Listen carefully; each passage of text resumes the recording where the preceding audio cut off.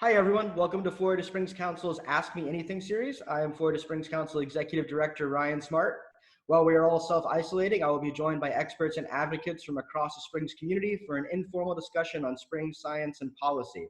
Today, we're going to be discussing one of the hot topics in the environmental community in Florida, the Nestle Seven Springs Water Use Permit.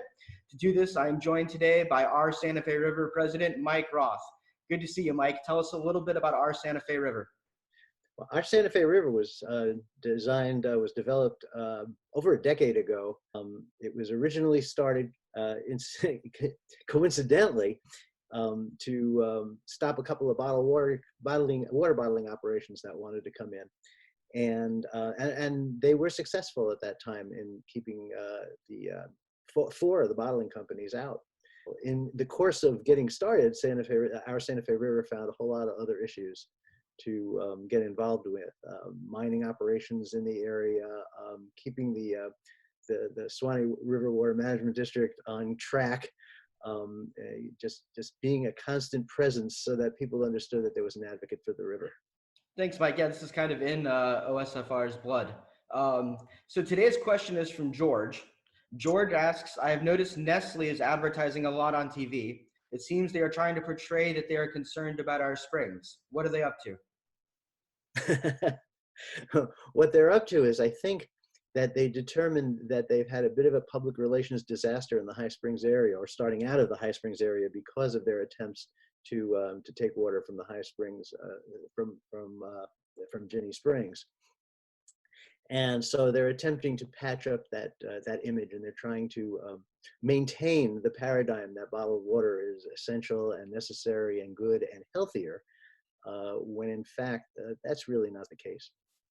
Following up on that, Anna wants to know what is happening with the Nestle permit and legal challenge during the quarantine, and what specifically is our Santa Fe River doing to fight the permit?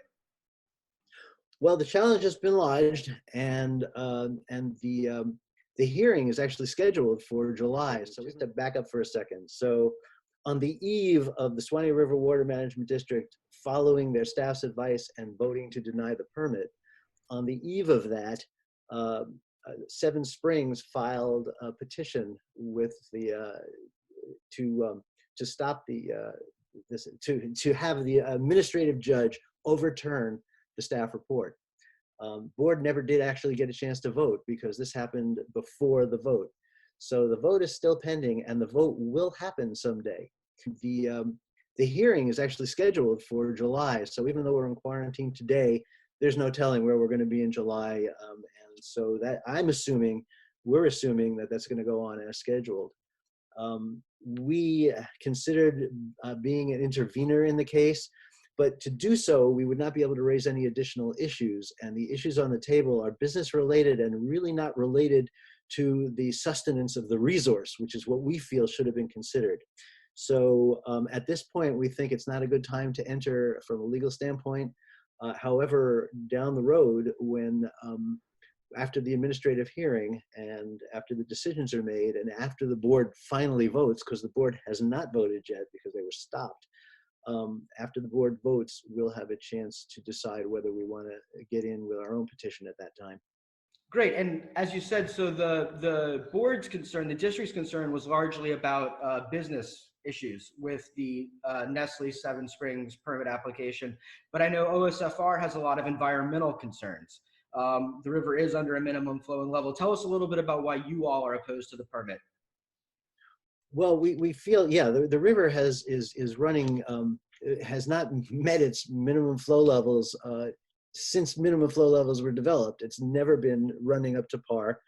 We're watching springs brown out steadily from east to west along the river over the years. The Florida Springs Institute has basically said that if they don't reduce consumptive use permitting by at least 30%, then there's no hope of obtaining that kind of recovery.